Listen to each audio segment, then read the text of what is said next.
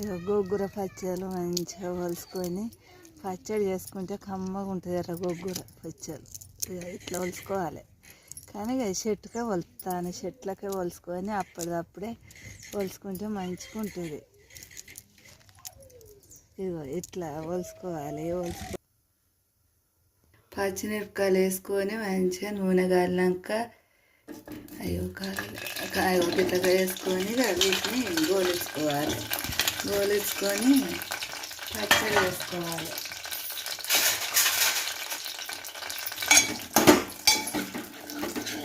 ఇట్లా గోలించుకోవాలి. ఇట్లా మంచిగా ఉంటుంది పచ్చడి. పచ్చడి చాలా మంది తెలియదు. ఒక మన పల్లెటూరు వాళ్ళకి తెలుస్తుంది. ఇట్లా గోలించుకోవాలి. ఇక ఇది పచ్చడి చేసుకుంటే మంచిగా ఉంటుంది. ఎంత మంచిగా అంటే అంత మంచిగా ఉంటుంది. ఇక మన పిల్లలు చిన్నపిల్లలు అయితే పుల్లగా మంచిగా తింటారు. దీని మీద అమ్మాయి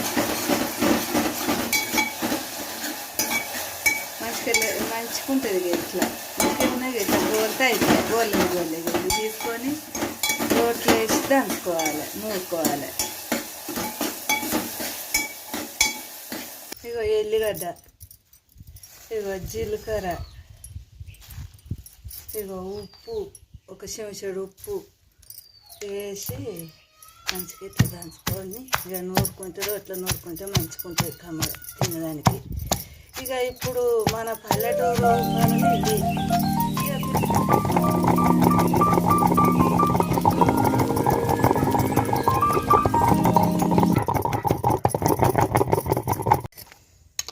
మంచిగా ఇట్లా గిన్నెలో ఎత్తుకుంటే అయిపోతుంది. మూత వేసుకోవాలి. గిన్నెలు ఎత్తుకొని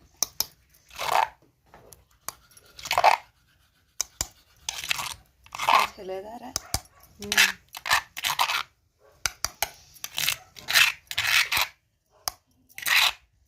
ఎట్లా చేసుకుంటే